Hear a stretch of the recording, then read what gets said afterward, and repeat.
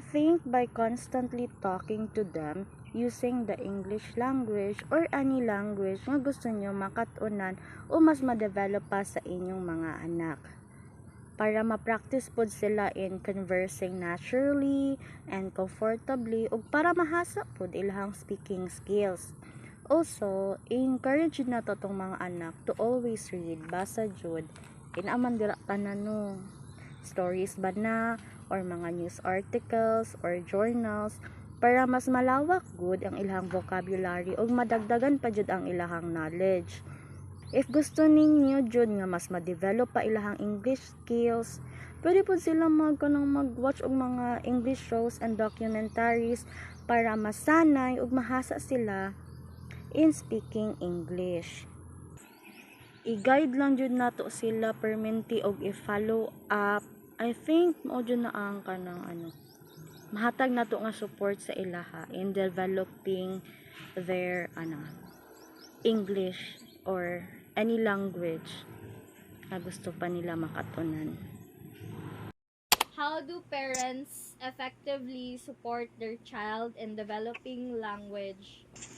Wala na ko sila ginatap kanang wala ko nagabibitok sila sa diretso dawi magistorya dawi ko magpakaon dawi ko sa ilang sana kanang magyaw-yaw. Actually ang gibuhat nako balik-balik ang ilang ibalik-balik na ko ang ilang pagtudlo anto sa mapamiliarize nila ya. Tapos ginakuan po na ko sila sa mga tawagan ni kanang memorization. Kaya bata magud kaya mga yan ang mga task na sa memorization bisag wala ni muna sila ginagawa bisag di na sila kabaw mo basa pero pag makadungog na sila og kanang balik-balik na istorya balik-balik na yan nimo siya i-develop nimo pagayo sa unsa ni kay ang bata nagataas ang nagataas pag once na pamilya na nila ang sounds ug ang mga litra o numbers gabalik-balik murag sayon na lang sila pag magsugod na sila eskwela gani. How do parents effectively support their children in developing language? In developing language, you have to support your children using mag-read ng books, and also you teach them how to pronounce well.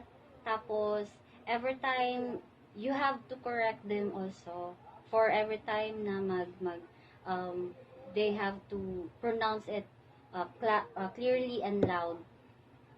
In what ways do other people in your community, like neighbors, relatives, peers, help your child learn to speak or understand language?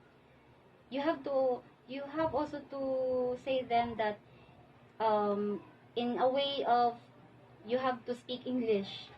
You have to practice them talking to each other English language. You have to practice them. How do you think parents can provide extra support to your children in learning English, just like what you said earlier? Just to, like for example, we are also busy in doing with our works, household chores, ganun. So we should also have time to provide sometimes na to teach them reading books, extracurricular activities like writing also an essay or what do you call that? Every time you have to correct them in all aspects of language. How do parents effectively support their children in developing language? In developing language, parents jud is a big na sila big role in supporting their children's language development. Isa sa mga ways to develop their language is kay ang pag-engage nila of frequent of meaningful nga conversation every day. And also, listen and respond when nag-istorya sila. Give your child a time to respond. In that way, they can learn to communicate nga makahelp sa ilahang language development. What are some specific things you do to help your children learn new words? Kuan, the best way to help your child learn how to learn new things kay through talking to them on the things they usually did. Also, introduce new words naturally.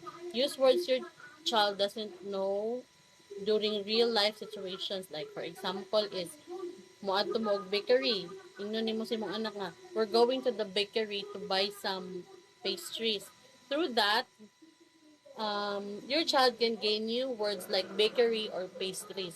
Dapat dili nimo sila i-baby talk. Kay diha man sa baby talk, diha sila dili maka-learn og mga new words or kanang kung baby talk sila is kuan kanang di sila maka-learn og kanang mga pangdagko nga mga istorya which is ang pinaka-importante maging word model jud ka sa imong anak. Always use clear and rich vocabulary kapag mag-istorya mong duha. Avoid jud ang mag-baby talk jud. Gamitan jud dapat og real words even sa mga bata.